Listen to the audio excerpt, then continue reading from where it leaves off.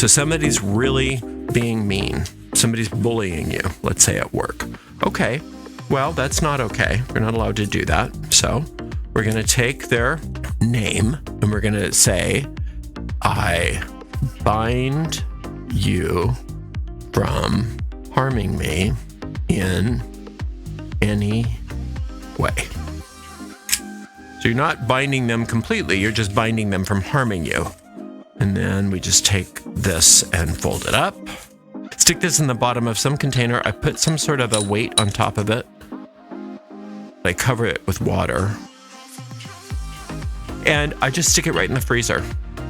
Now, the only problem that I have with freezer spells like this is that now I get to babysit that. So that's going to be in my freezer. The nature of a freezer spell usually is that you must keep them in the freezer. So as long as I keep them in the freezer, they shouldn't be harming me.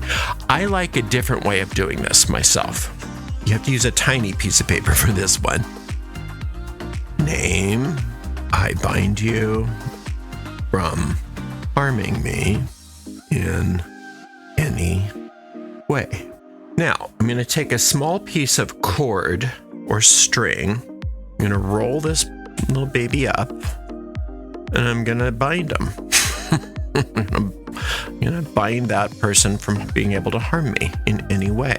And then I'm just going to tie these two little ends together. I could have probably given myself a little more slack, but this will work. Now, I'm going to take this and stick it in a little ice tray like this. Fill this little section up with water, and I'm going to stick this in the freezer. Once it's completely frozen, so like overnight, and I'm going to take that ice cube and I'm going to bury it in the earth. Somewhere out in my garden, wherever. I'm going to bury it in the earth, telling them that they are bound forever from being able to harm me as I bury them in the earth.